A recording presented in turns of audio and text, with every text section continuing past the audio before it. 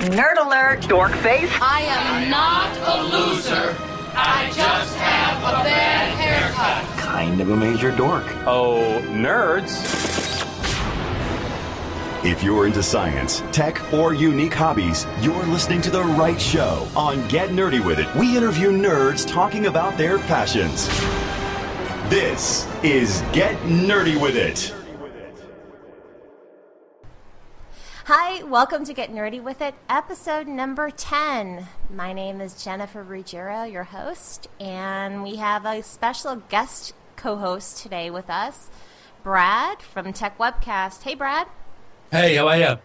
I'm well. How are you? I'm good, thanks. So it's what day is it over there in Australia? Let's see. You're a day ahead of us. You're on Wednesday morning, isn't it? That's correct. Yeah. Okay. You doing well? This week is going well? It's good. Hump Yep. Day. Good. Yep. All right. And I'm super excited. We have a special guest with us tonight. The one and only Chris Voss from the ChrisVossShow.com. Hi, Chris. Hi, Jennifer. How's it going? Hey, thanks for having me on. Hey, I appreciate you coming on. Cool. It's going well. Thanks. You're our 10th guest. It's wow. Show number 10. Yeah. So we're still new, but I'm so happy. I feel like a round number.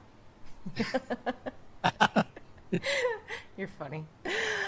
So I know a lot about you. I know Brad knows a lot about you, but for our listeners, tell us what you do.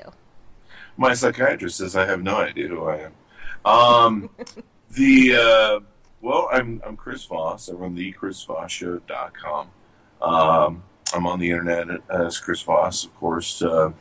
I don't have any sort of weird moniker for my name, I suppose. Some people have these weird, names they have online. So, pretty much, I do the Chris Voss Show. We have a consulting business where we consult and help clients and market for them on social media and train people, all that sort of good stuff that you do with the consulting business. We've had that for, I think, 3 or 4 years now. Mm-hmm. And then we created the Chris Voss Show back in 2009, I believe it was. And started that going, got my own blog. And so we do the Chris Voss Show. Chris Voss Show is pretty much whatever Chris Voss wants to talk about, which, if I want to talk about how I'm referring to myself in the third person or stuff like that, I can talk about that on the ChrisVossShow.com. So, but a lot of what we do is, of course, social media, gadgets, tech. That's pretty much the corner of the world that we cover. And we try and do it as well as we can, review a lot of products, talk about a lot of stuff that's going on social media, talk a lot about tech, and then we pretty much waste whatever time we possibly can. Yeah, well, you have fun with it, that's for sure. You have an awesome sense of humor, and every time I talk with you, I laugh, and that comes across in your shows.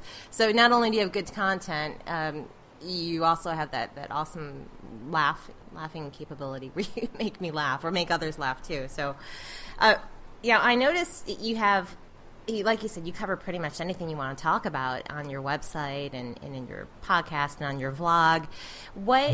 How do you keep up with it all? Because there's so much going on the site. Do you have people involved? You don't? Lots of drinking, usually. No. We don't know. There's we had a few. We tested a phase recently where we had a few reporters that were reporting for us. It didn't work because they were, of course, not being paid. And they were interns, and they just really didn't have the go-getterisms that most successful bloggers have. But other than that, it's for almost 4 years now. It's been just me. I think it's been 4 years this month. It's been just me running around behind the scenes doing everything. Yeah, we try and do as much as we can. It's just one of those things after a while it becomes really second nature to blog. You just throw them up in a second and away you go. Yeah, I guess if you're, I know, like Brad, for example, you have your tech webcast and you are pretty social online as well and active. So my hat's off to both of you. It's a full-time job, right? doing what you do. Pretty much is. It's a labor of love. I've always been blessed. I've always had a big mouth. I've always been thinking about things. I started my first company when I was 18. What? And so I've always been the boss, the CEO. I've always 18? been 18? Hold up. Wow. Yeah. So you just have like an entrepreneurial mind. Oh, yeah, definitely. My whole career has been a serial entrepreneur. And so I've always been the boss. And so I've always had a big mouth. I've always had, my own attitudes and interests of what I want to take and do. And even as our companies grew over the years, I would write the newsletters for the companies, put out the emails to people that were the vendors and communicate with everyone. And I've just always been the big mouth. I mean, it's just been, if you could say one thing about my whole career, I've just been a mouthpiece. And it's kind of what comes to you having to be, the boss and the CEO. You're expected to talk to everybody from your investors to your employees to your vendors and everything else. Right. So social media just fits really well for me because it just plays into my big mouth. Well, yeah, you do have a big mouth, but I say that nicely. Well, that's the thing. You have to have that leader mentality to really make a go with it and be successful with it, in my opinion. And I noticed that when I look at your website, and I was on LinkedIn, I follow you everywhere, and earlier today, actually, or maybe it was late last night, on LinkedIn, I saw pop up that you made the Forbes list of social influencers or social media leaders this year, and I know you did last year too, right? Yep, 2 years in a row, and for the top 50 social media influencers. That's crazy. Now, out of the list, though, the only two I've heard of were you and Chris Brogan. I didn't know anyone else. I like Chris. Chris is a really nice guy. Yeah, he's a real cool guy. I agree. He's super nice. So when you found out that happened, did they tell you were going to be on, or did you? The first time people were sending me tweets and calling me going, do you know that you're on the Forbes list? And at first I thought they were just being silly because the list had never been made before. I wasn't aware of it. And they put me on the list. And I was pretty honored because a lot of the lists that are made out there in the public, they're just kind of popularity lists based upon, I like these 5 guys, and I just like them, and that's it.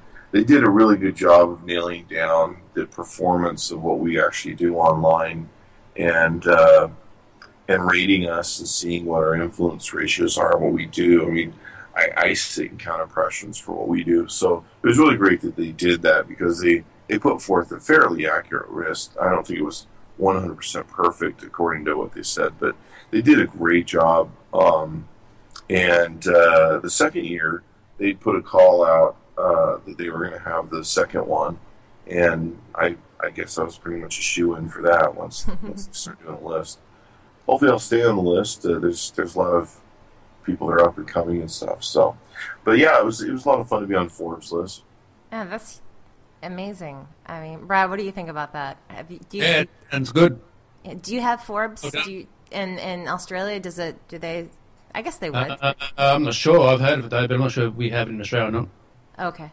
I can find out. And then my good friend John Nossa, who also is with Forbes, he did a questionnaire with me on another occasion that's in Forbes, where we talked about health and some of my experience with health, medical issues and stuff. So I think there's 3 different Forbes articles on me in the end. Wow, that's huge. I mean, that's just their. Yeah. What about some of the other businesses or sites that have given you accolades? I think Fast Company, been in Fast Company where they've talked about Fast Company.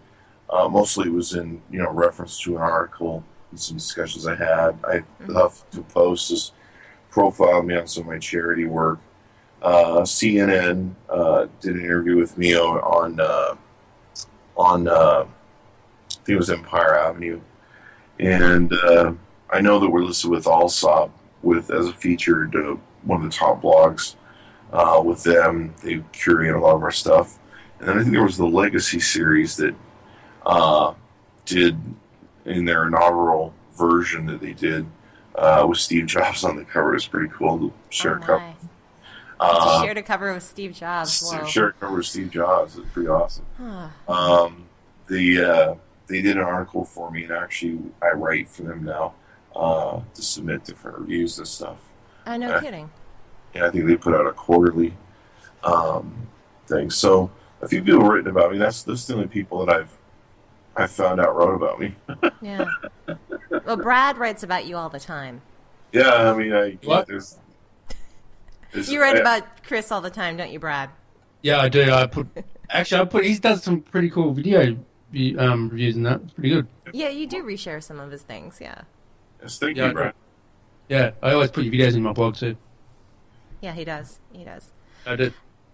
So you are definitely a major social influencer with how big you are on social media. And for those businesses to recognize you, that's pretty impressive. I'm curious, has anyone influenced you or inspired you? In social media or just in general in life? Or in social media. Let's narrow it down. Yeah. Okay. Social media, I learned a lot from Chris Brogan. Robert Scoble is a good friend of mine. I really like Robert Scoble. Robert's just a great guy. It's all around personal, just really freaking smart. And he has this thumb on the pulse up there in Silicon Valley. And just a real smart and genuine guy. And he's really passionate about it too. I mean, I like gadgets and I get excited about them, but I don't think I get quite as excited as he does about technology. So, he's got a real Michael Jordan sort of attitude towards tech that I like.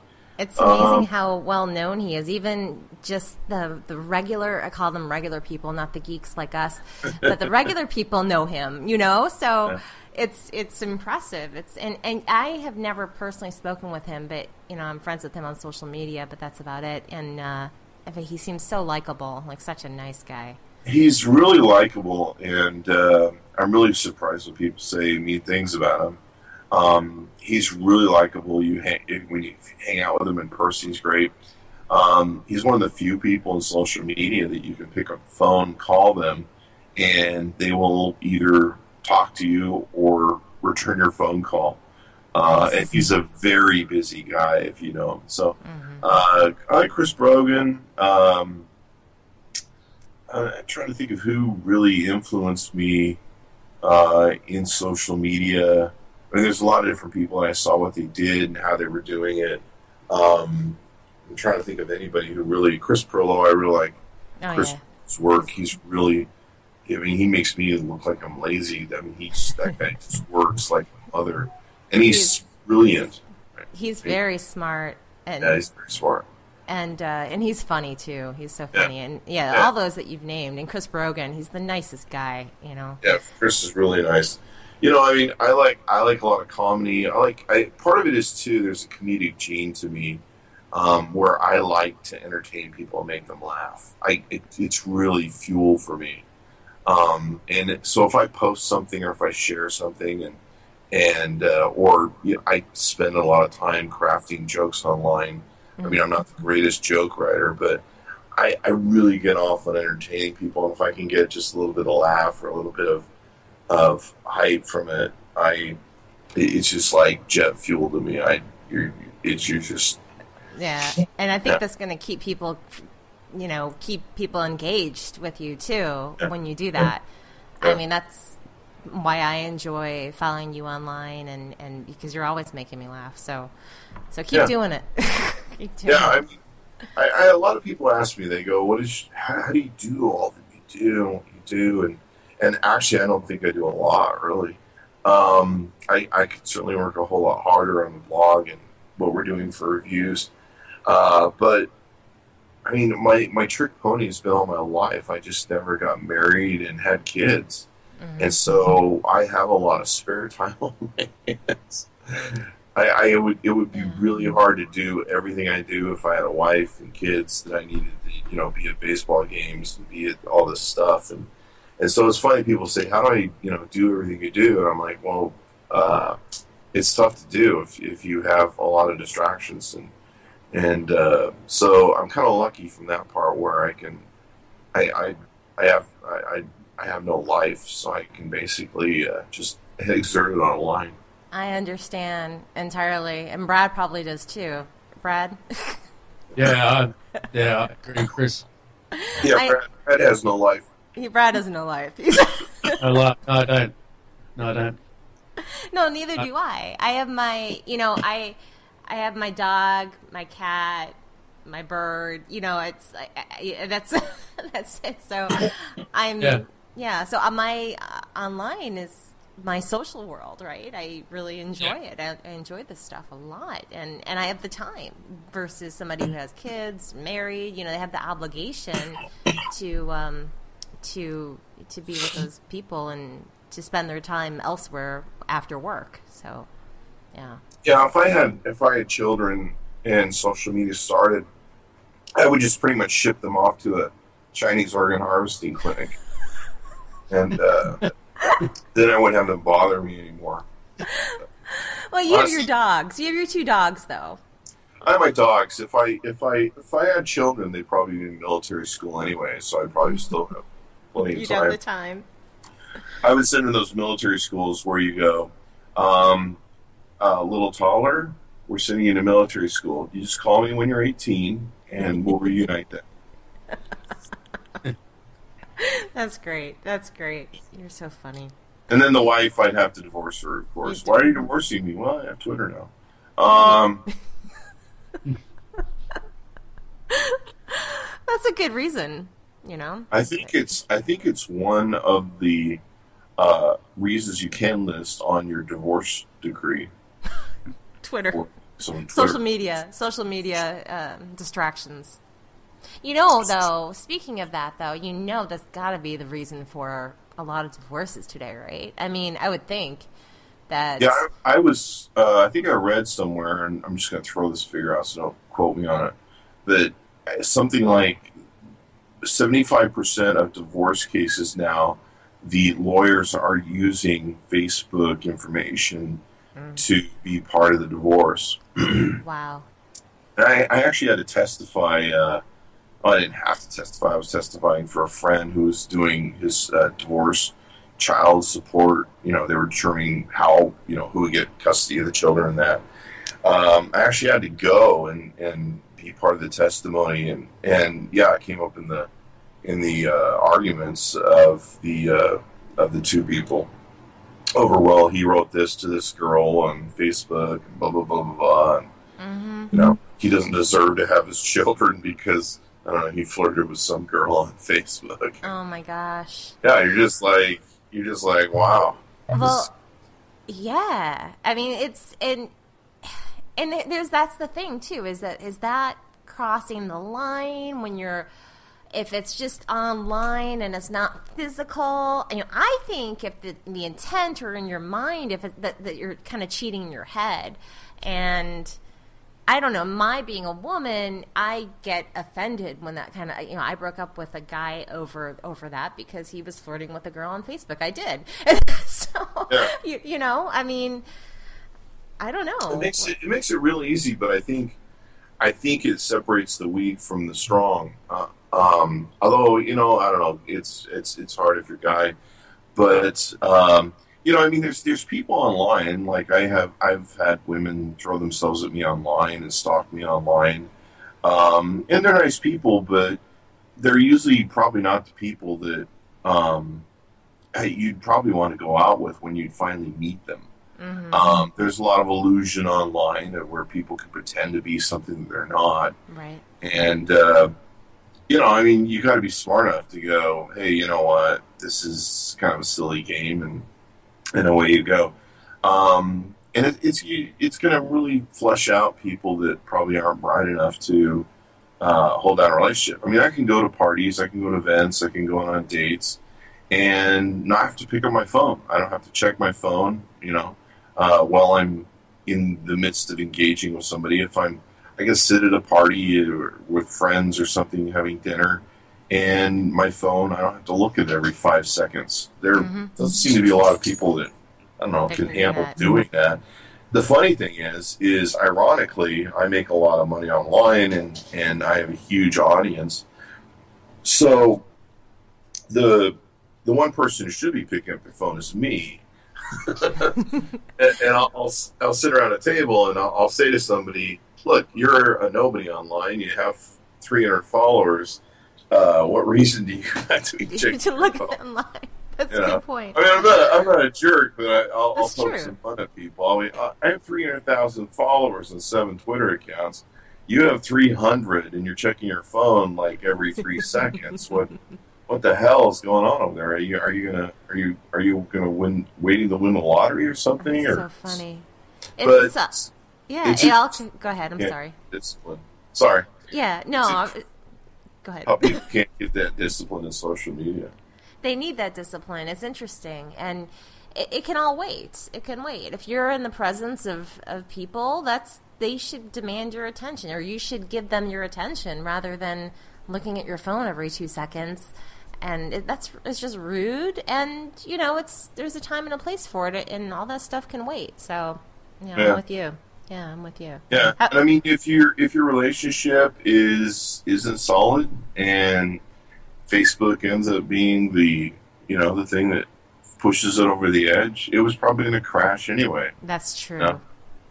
Cheaters are cheaters, and that's usually what's going to happen. And I mean, I do think it encourages it more and gives people more temptation, but it doesn't. I don't know. For me, and I think about things differently from what I understand.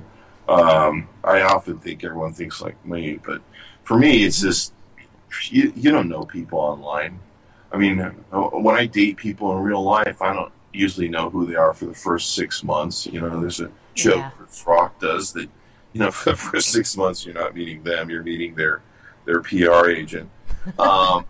And that's in real life. So, meeting people online, when you're over in New York, I not you personally, but, someone's over in New York or something, and they want to talk about how they want to be in love and how love is strong.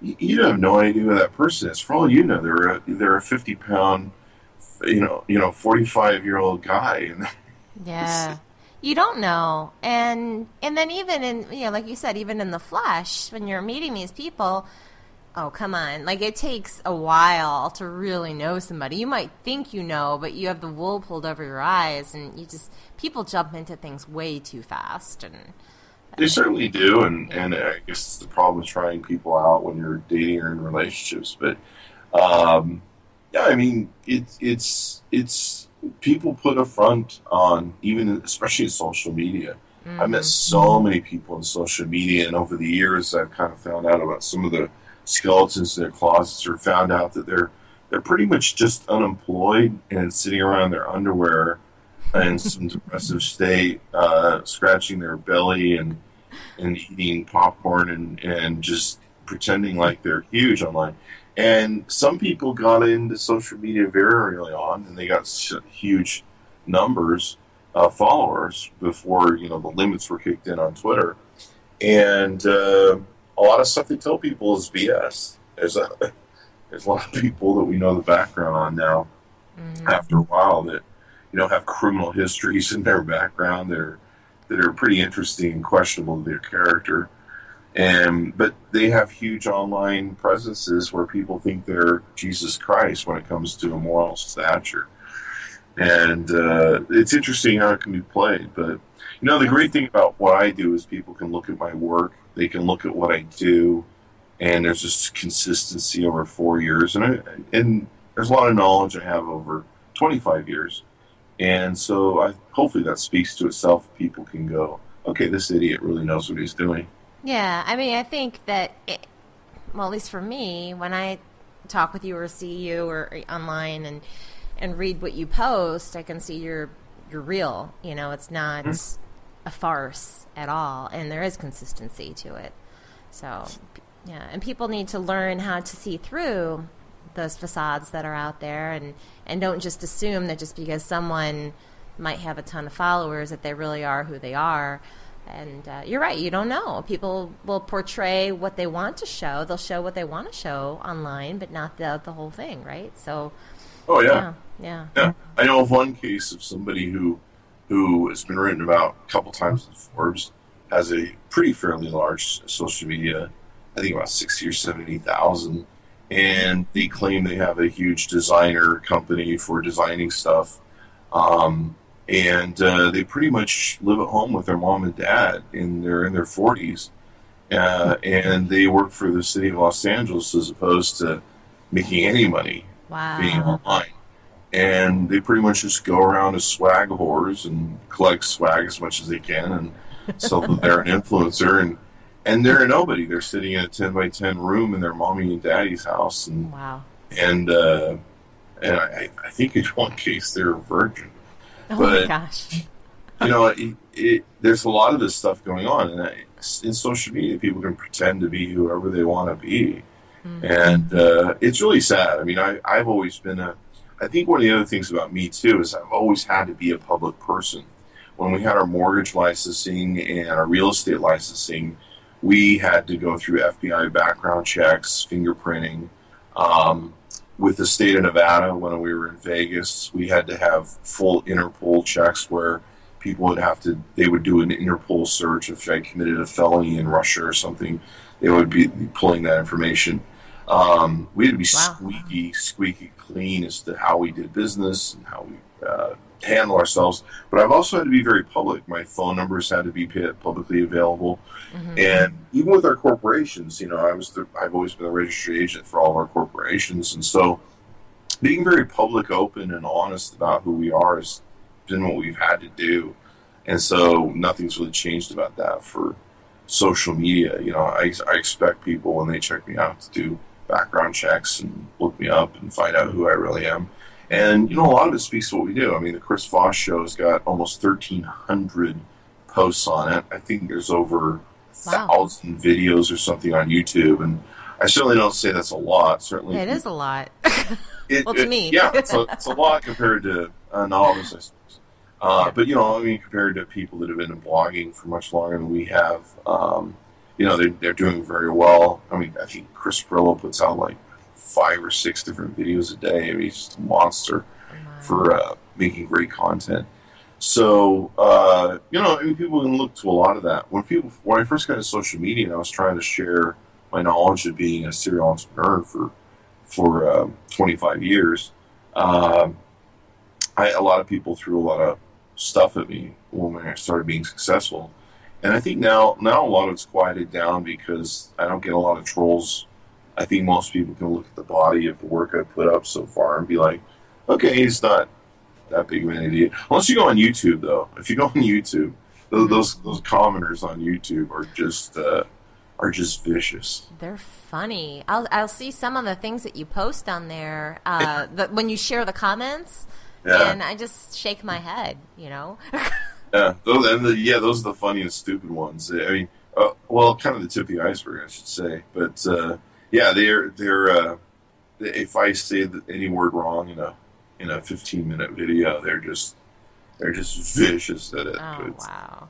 But it's kind of it's fun, and you know, the more comments they give me, the better the AdSense pays from the YouTube video. So I've learned that as long as you're filling my bank account, comment away.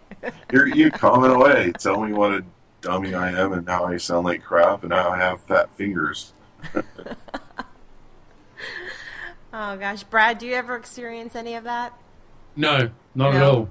No. You get a few people that troll you, though, don't you, Brad? No, not at all. Okay. None? No, Wow, none at you're all. lucky. Well, good for No, you. I think you get into a few arguments online, though, don't you, on Google Plus or something? Not really. Not All for, right. not well, no, it hasn't been for a long time though. Oh, that's good. Yeah. But yeah, no, that's good. It's good that you're doing good videos, mate. Thank you. I love them. I love the videos. Thank you for sharing. I have a couple of questions I want to ask you. Okay. If that's okay, Jennifer. Oh, please, of course. Which do you prefer, Android or iOS? Android. Okay. Favorite phone?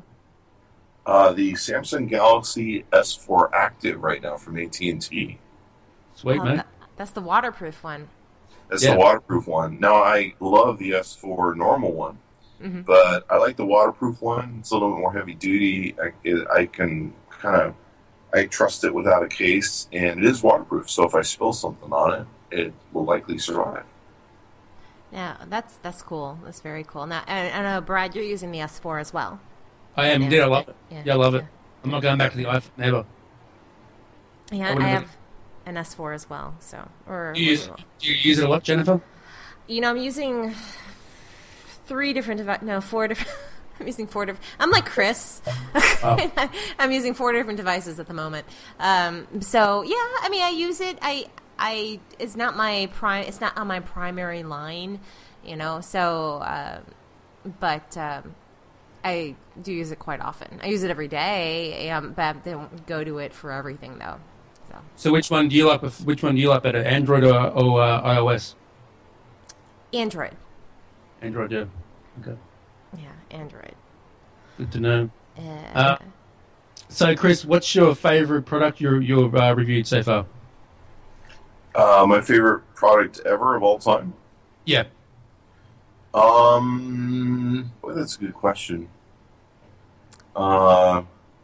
It probably should be. I probably should say the iPhone 5 based on how it paid out in AdSense money on YouTube. My favorite products. I love the JBL products that we reviewed. And they've sent us different speakers and stuff. So I like the Harman Kardon JBL stuff that we reviewed. Nice. Canon is now sending us cameras every 2 weeks. We're enjoying that experience. Wow.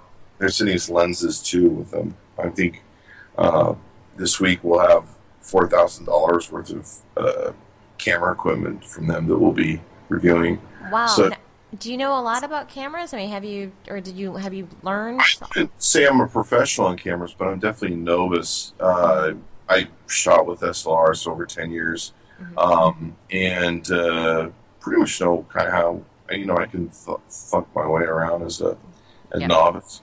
But I think I'm pretty good at shooting. I'm not as smart as like the Thomas Hawks and the Trey Ratcliffes and people that really have it dialed in to a scientific nature of really mastering the art. And like I'm still, I can't figure out f-stops for the life of me and all that good stuff.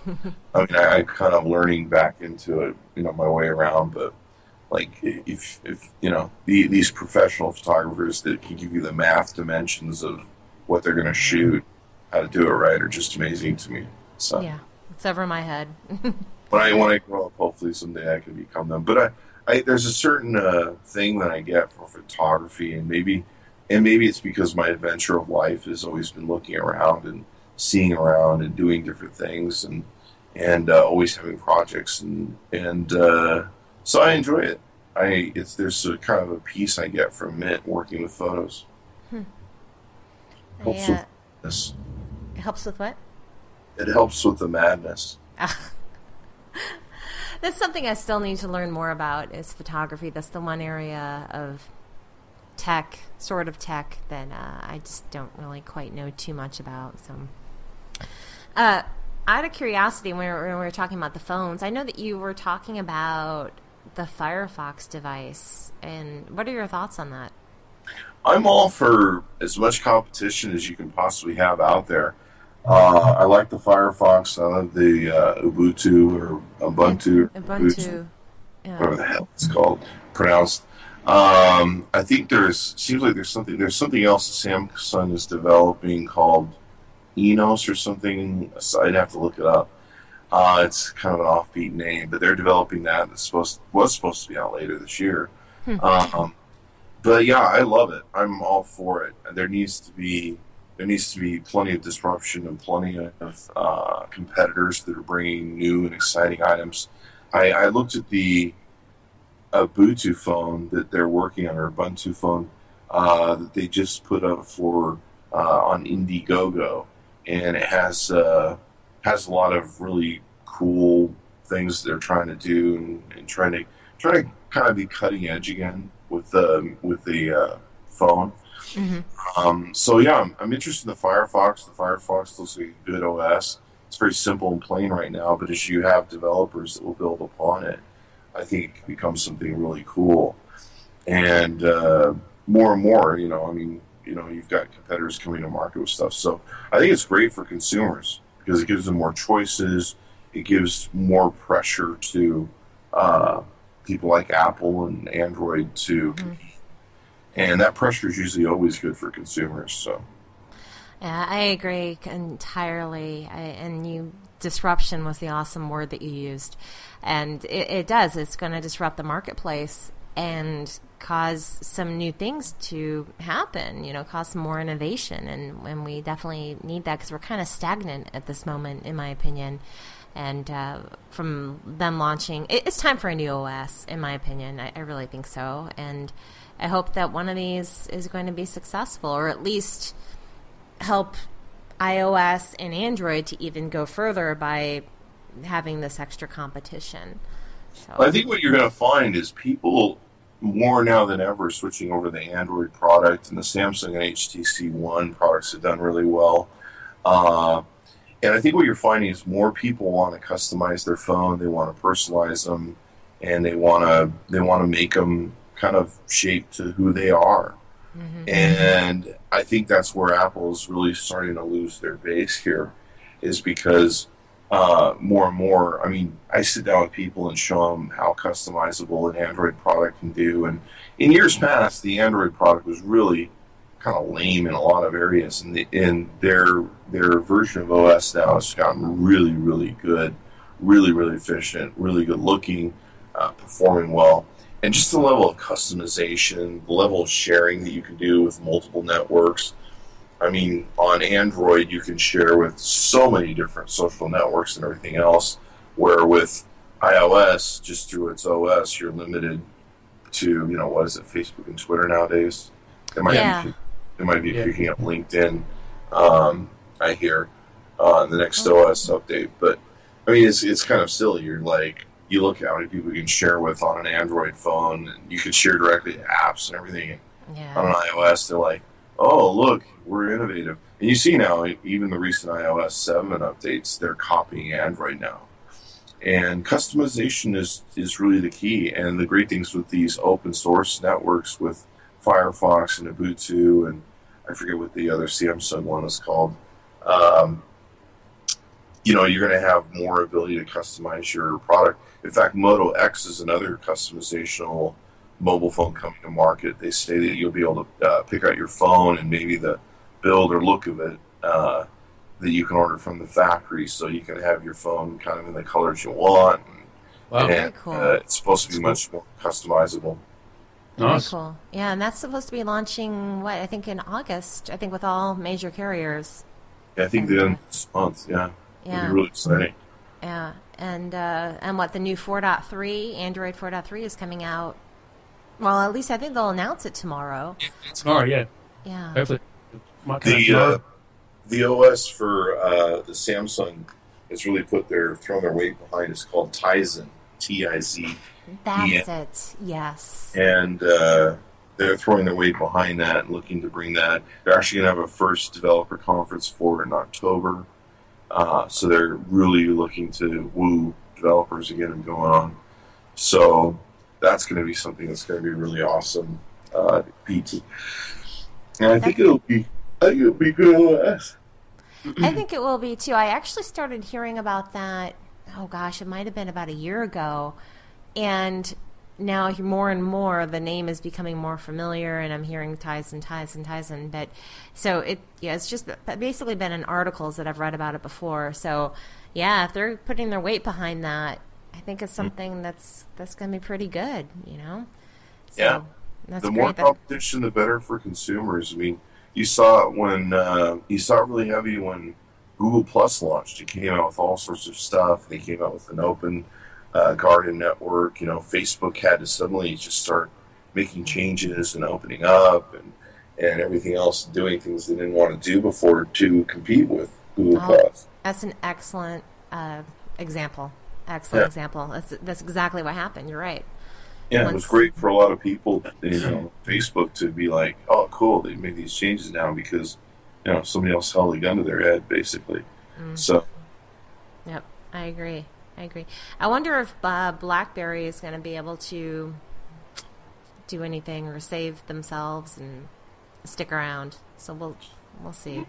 It's going to be interesting. I know the Q10 has been received very well by their audience, but their audience is kind of a leftover, dwindled group of people. Mm-hmm. I know that the Nokia product, or I think it's the Nokia product or the Windows product, one of those two have surpassed the sales of BlackBerry. So at this point, they're getting outpaced by either, I think it's Nokia shipments or it's Windows Phone shipments. Yeah, I bet it's that Nokia Windows device. That's probably what it is. Yeah. Well, the Nokia phones are doing fairly well. They're not doing great as compared to, Android or iOS. But I think they're definitely holding their own. We have AT&T is supposed to be sending me, I think today or tomorrow or the next day, the new Nokia Lumia 1020. Mm-hmm. And I know I'm interested in seeing it. It's supposed to have some really cool camera work to it, and I'm kind of excited to play with it. So, and they're trying to push the boundaries any way they can. And I think there's only room for them to grow, really, since they only have, I think 1% or 3% of the market share. Yeah, you're right. They can only go up pretty much. Pretty much. The up or out of business, and they're close enough to both those. So we'll see. We'll see what happens. Hey, speaking of devices and things that you get to review, I'm curious, do you get to keep all of that, or do you have to turn the stuff back in? Sometimes people want stuff to return it. Mm-hmm. A lot of times it's just too inexpensive to ship back, so you get to keep it. I end up giving away to a lot of family, friends, and different people. We'll do giveaways on the Chris Voss show, and give away some of the stuff, but yeah, I mean, I have piles of stuff in my house. It's just crazy. You could probably open up your own shop, Chris. I could probably I'd probably open my own retail shop, although I don't know. Yeah, you could. Excited about me doing that, but they might not be too happy with that. And brick and mortar really isn't what it used to be. But it is kind of an interesting business where you get a lot of stuff and you have a lot of toys, but it gets old very quick. You're like, wow, another case for a phone. Mm-hmm. It's after a while, and you experience it much more than I do because of what you do. But when something launches, I'm just like, oh, okay. I'm almost becoming immune to it. I'm not. It takes a lot to excite me today. It just, I don't know. I think a lot of people are got app burnout, and I know. A lot of these phone cases, I've done so many phone cases that it's kind of an entryway that you have to go through to get through everything else and to get to more expensive stuff. But, I get phone cases now, and I mean, they're good quality, and they're good makers of phone cases, but you're kind of like, oh, another phone case. Yeah. And they'll send me piles of them, and I'm just like, oh, a whole pile of more phone cases, and it's just like blogging, typing on a blog or doing video for a blog. It's work, and but you have to pinch yourself and remember that most people probably kill for your job, and it's you got to find excitement in it, find what's interesting, and the reader base and audience I really feel obligated to. So our whole thing is being, giving them what they want. When people write us and they're like, well, what do you want to see? And whatever our audience wants. We have to feed the monster. We got to give these people something to see, and they want more. So you need to give them more. But we're really beholden to our audience. We realize people put a lot of value and trust in what we say. We've massively failed and just assassinated some products. They're really horrible that we couldn't recommend anyone buy. I remember that GoPro 3 product, I believe it was, you weren't too impressed with it. And when I saw the video, I thought, well, that's pretty cool. They're sending him product, but he's going to give the real answer. He's not going to sugarcoat it and say, "Oh, it's great," because they're sending him something. He's going to be real about it, and that's what's pretty cool. Yeah, I mean, if you blue sky every product you're reviewing, you have to really question what you're doing. And we've destroyed some different companies online, and GoPro is really good. When we did the review on GoPro, it had some lockups and failings, and they were getting a software update to repair those. But certainly it was something that shouldn't have shipped already. But they worked really hard. They got in contact with us, and they resolved a lot of their issues in their software updates. I think they really innovated too far with their product than what their software could handle, and there was a few different missteps. But they worked really hard to fix it, and we were really happy with them in the end. And I love my GoPro now. The software bugs have all gotten fixed. Although I got to tell you, it does lock up every now and then. And you have to pull the battery and reset it, and it really shouldn't do that. But they've been really nice and supportive of doing their thing. And I think to give them kudos is they, unlike some of the companies that we really assassinate the reviews on them, they really worked hard to resolve the issue with us and resolve the issue for the public. So there's some people that I'll write them and be like, okay, we either have a dud or this is just an awful product that I can't believe you're charging people money for.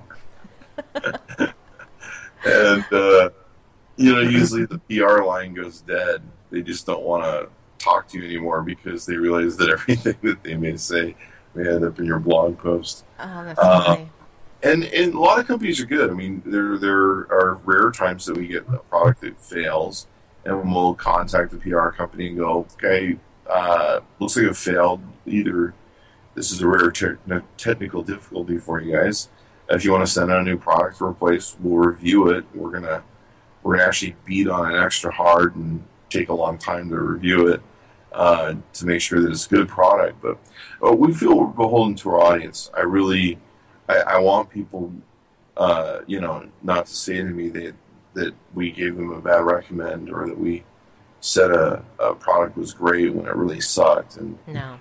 In the tech world, you can't really. Sometimes it is a gamble, and hopefully people return their products when they get done well. But we really try to be beholden to the audience and think with their best interests in mind.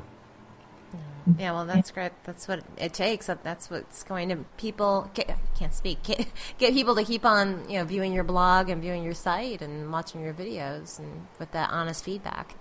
Well, there's a responsibility I think you have when you're at that level or at a level where you influence people, and most times you need to come off. You need to put some thought into what you do and how it influences them and what they do with the information. And so we try to be responsible in that nature. Right? There's people that I've seen that have said some really irresponsible things online, and I've had private conversations with them to go, you realize how many people are going to quit their job tomorrow and try and go do what you do and are horribly misled at this point that it's not easy in any way, shape, or form. Or, et cetera, et cetera. There's different things where, you have to look at the story you're telling and be like, what is my audience going to do with this information? So, we try and be as responsible as we can online. Yeah, that's great. So, Chris, I want to ask you a question about Google Glass. Mm-hmm. What do you think about them? Do you like them? I like them. We reviewed them. I was hung out with Robert Scoble a couple weeks ago here in LA, and he let me try them on and play with them. I think it's an awesome product. I think it's just awesome and brilliant. I don't know, I grew up wearing glasses, and I have contacts for a reason because I hate glasses. And I don't know that I wear them all the time. I might wear them when I go out, but I certainly wouldn't wear them around my bloody house. No. Or to bed or in the shower, as Robert did. I don't know, it might be fun. You can watch a video while you're taking a shower or something. You can, catch up on the news. Catch up on the news in the morning while you're waking up and showering, I guess. I don't know. Usually I'm busy in the shower with soap and and everything. So, that could be a whole thing. You're like, the soap in my eye and in my Google Glass. But yeah, I like it. It's a great product. I wouldn't pay more than $1,000 for it, or probably more than $500 or $600. Mm-hmm. Yeah. That's one reason I don't own one, is because I refuse to pay $1,600 to promote someone else's product. Yeah, and to go there to pick it up. Yeah, would you buy one, Brad? No, hell no. Too much money. What if it were $500? Maybe. I'm more into the phone. I like the phones more than I wouldn't wear anything. Yeah. What about you? I definitely think it's got huge potential. It's going to be changing in our thing. I don't know if everyone's going to, be walking around with Google Glass. I don't really see that. It's not the most comfortable thing. It is kind of intrusive when you're hanging out with people that have it. Where, I don't know, they just look funny. You look at them, maybe it'll become more normal after a while. I certainly don't look at people that wear glasses and be like, what is on that person's face? But there's something about it when you're around people that have it where you're like looking at them going, why is one side of your face colored different than the other? But I think it's going to be an exciting product. I think it's going to be awesome. I'd like to see some improvements to it before it comes to market, like a better camera, better video recording, everything else. But there's only so much you can fit into a very small space. Another question for you, Chris. Jenna didn't write this down, but I'm going to ask anyway. Any plans on coming to Australia at all? I'd love to come to Australia sometime if someone wants to sponsor it or fund it. Yeah, I'd love to if it was paid for. I would love to come there someday and definitely check that off the bucket list, because it's a beautiful place from what I understand. And it's got a great history and everything else. So we need more tech people over here from the US to come to Australia. Yeah, I think you guys just got Google Play or something like that down there. You guys we just got that here last week or something. Google Plus, Music, what it is, and that's it. Yeah, we don't get many tech people over here from America that come to Australia, but and thank you. I think you and the other gentleman, Andrew, over at whatchamacallit, you guys sent us a big package from. Oh yeah, we did. Yeah. Australia, all the Australian goodies in it. Yeah, how did you enjoy that? Did you like that? I liked everything but the Vegemite. What's your? I gotta hear it again. So, what's your take on Vegemite? What do you think? I thought you wanted me to do a show where I couldn't swear or say horrible things. It's disgusting stuff. It really is. Like I always thought highly of Australian people before I ate Vegemite, and then I just it's like you ever see that tar when you're a kid that they use on, like, I don't know, the roads and stuff. It has a tar like look to it. Mm-hmm. A huge sodium smell because it's filled with salt. Mm-hmm. It's really gross. It's really gross. Well, I love it. I put it on bread every day, mate. You don't put too much on. You don't put a whole lot on. That's probably why. It's definitely an acquired taste. It is. Definitely. And I'm sure Jennifer, we're going to try and send you some too, Jennifer. Are you going to send me some? Oh, gosh. Okay. I'll be prepared. I'll try it. When you try it, just try a very little bit. Like, we're talking, like, very little. But you don't eat it straight, though. That's the thing. You don't eat it straight. You got to put it on some bread. It's got to be on something. Okay. Yeah, on something. Yeah. I don't know. I put it on a few different things, and I still. It's like when your choice of things that you can have in the free world are grape jam, and I don't know why you would bother putting this crap on anything. It's literally leftover. It's leftover. I can't remember what it is. It's leftover. I think it's made out of beer or something. Old beer or something. Beer. It's the yeast, isn't it? Yeast. Yeah, it's leftover yeast that they used to throw in the garbage in Australia. Yeah. They used to throw it out because that's what should be happening with it. And during World War II, there were food shortages. So some idiot went, "Hey, that stuff you're throwing in the garbage, hey man, you think so we can get people to eat that crap?" And so someone pulled it out of the garbage, and they're like, "Yeah, let's turn this into a food paste. People can put on bread." The last time I checked, if I looked in the bottom of my garbage, there's a lot of stuff down there you could probably spread on bread. But, just like this stuff, you really wouldn't want to. But those people down there in Australia, they're a funky bunch. Oh, yeah, definitely. Yeah, for sure. I think you should sponsor Chris Voss and the Chris Voss Show, Brad, to go out to Australia. I think Vegemite should make me U.S. spokesman for them. Definitely. Yeah, you should ask for some review and have them send you it's to Australia.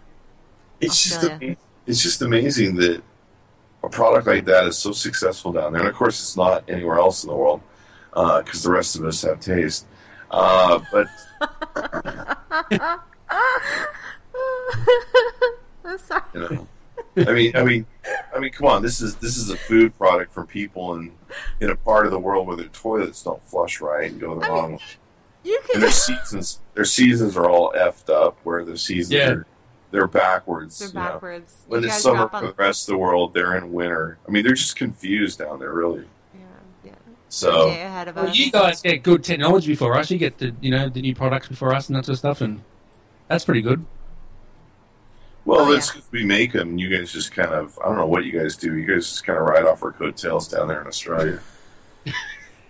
You could be a freaking comedian. I mean, really, you should just have like a whole Vegemite bit and a bit on Australia, and oh my gosh. I did a huge bit on the Vegemite. You did? It's on YouTube. Yeah, I converted it to YouTube, and I just kind of wrapped it out, and I think a lot of what I'd written... But I think there was a huge giant page I wrote on Vegemite on Facebook, and people were just dying over it. It was. I'll have to pull that up. It's still in my fridge, but really? I don't know. Probably licking toilets in public restrooms would taste better than this stuff. I'm curious. You sent some over to Robert Scoble, did you not, Brad? Yeah, we did. Yeah, we sent him some. We sent Jody some. We're going to send Jody some. Did you send Sam Levin some as well? I think so. Yeah, we did. Yeah, I think we did. And no, what they think? The sugar snacks were awesome. The Tim Tams? Yeah, the Tim Tams, man. I ate those in about 5 seconds. Wow. They were like crack. Yeah, I agree. So we sent some to Robert Scoble. I think he loved it. I think he liked the stuff we sent him. He loved the Vegemite? I think so. I'm not sure. I didn't sort of ask him. I should ask him. Should follow that up about that. I'm surprised he gave you his home address. I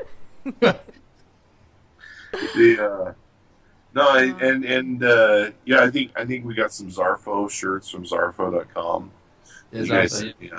And unfortunately, they sent these shirts that I couldn't wear because I'm a 4X. So what?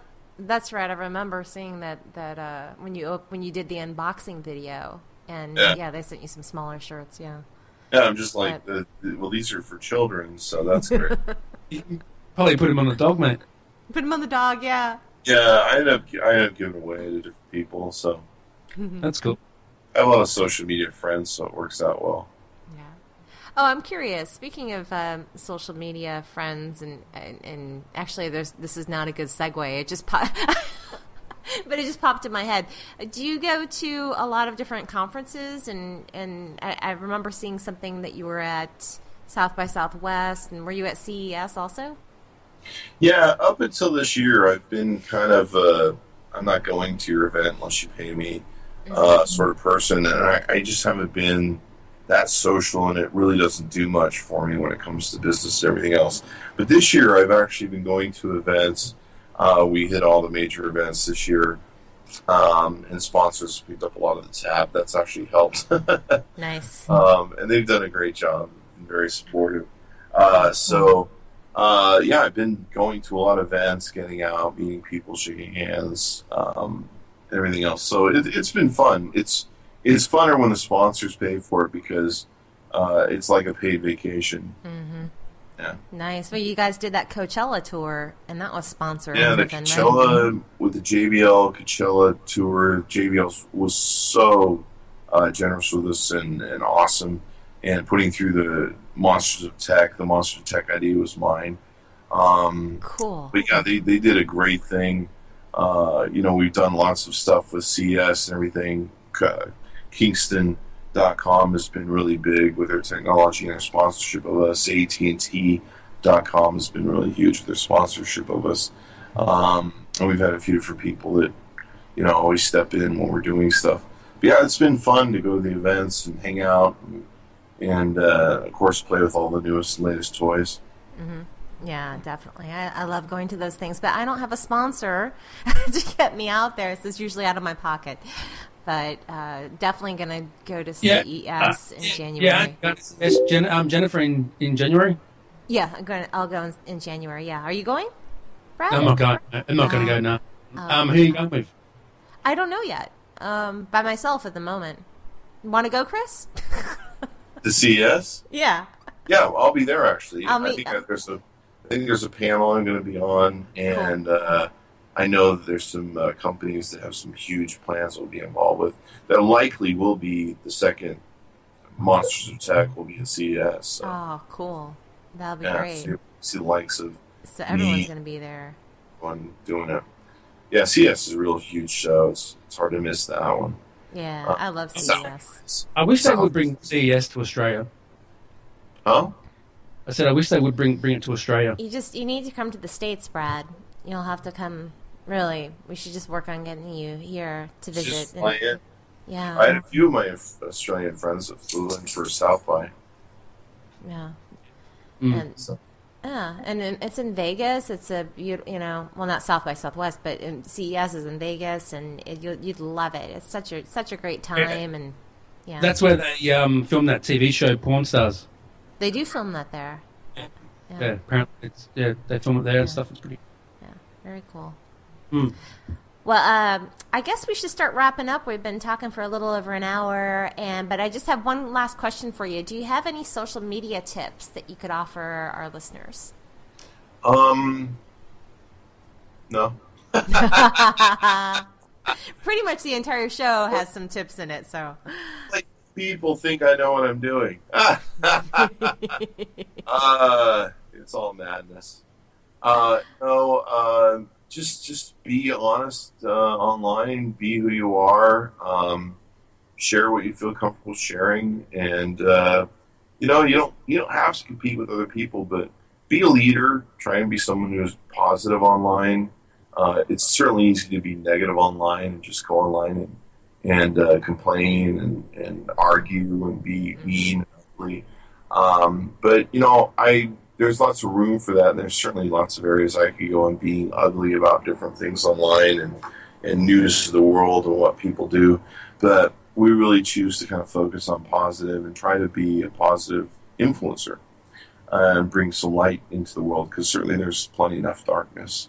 So I would say, a great social media tip is to, try to be a positive leader in your own little neighborhood or world. Mm-hmm. Good advice. Good advice. Yep. I agree. Great advice. Yep. Agree. Yep. What do you say? Well, thank you for being on the show tonight, Chris. I really appreciate it, and some great content, some laughter, and you're just a joy to talk with. So, you're welcome. So, of course, people can find you at chrisvoss.com, but do you want to plug anything else? Your Twitter? Actually, it wouldn't be chrisvoss.com. It would be at chrisvoss on Twitter. Okay. Fortunately, somebody else has the .com. I won't sell it to me. But we have the chrisvossshow.com. That's right, the chrisvossshow.com. That's right. Someone else, you're Chris Voss. You just they should just give it to you. The sad part is it hasn't been touched or used in 13 years. And my gosh! I don't think there's the amount of money they would take. That's terrible. What's he holding on to it for? Maybe for his kid or something. I don't know, but when I get to England, there could be someone, getting assassinated or hit by a car.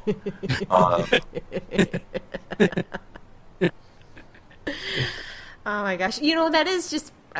I could go on and on, but one thing: what happens if you have a domain and you bought? Well, I guess it would expire. I was going to say if you die, then it would expire after a while, and that domain would be available. Yeah, hopefully your family will, for me, hopefully my family will just keep everything going and keep the checks coming. Yeah. The great thing about YouTube and a lot of these different resources is they just keep going and keep advertising. People keep watching them. I've told my family, I'm like, look, if anything ever happens to me, I go to jail or I get, hit by a bus, there's advertising checks still coming in from YouTube. Please make sure that money goes somewhere. Yeah, that's right. Because the account, what would happen? It would still stay active. It wouldn't just disappear. Yeah. There's people, you ever notice, like on Google Plus, I'll notice, like, there will be some people that I'll follow, and then all of a sudden they'll just drop off the face of the earth. And I won't see anything from them at all. And I really wonder if they died. Those are probably people who piss me off. That's what. So yeah, maybe it was somebody you knew and you. Anyway, they trolled me. That's what happens. Oh my gosh. Well, again, thank you for being on. And Brad, where can we find you online? At Brad Oz and a Tech Webcast. Brad Oz. Okay, so Brad AUS. Okay. Brad AUS. Yeah, Brad AUS. And thanks, Chris, for being on, mate. Love your stuff. Thank you. I appreciate it, guys. You two are also invited to the show next week for the 250 of my podcast. Oh, that's right. You have so not this Saturday or Friday for us here in the States. Yep. It's Saturday. It's going to be not this week, but the next week. Your 250th show of Tech Webcast. That's great. Cool. Congratulations. .info. Yes. Yeah, congratulations. Yeah. Mm-hmm. Well, I will definitely be on. So thanks for inviting me. Chris, are you going to be on? Maybe. If you can, if he's free. Yeah, come on. Yeah, he can come on. Yeah, for sure, definitely. Cool. Yeah. Cool. It's a party. Cool. Yep. All right. Definitely. And for us, you can find us at getnerdywithit.com, on Facebook, facebook.com/getnerdywithit, Twitter, getnerdy_with it. And thank you for listening, and we will talk with you next week. Have a good night, all. Thank you. Thank you for listening to Get Nerdy With It. Join us each week as we interview nerds talking about their passions. Oh, nerds. And be sure to visit us at getnerdywithit.com.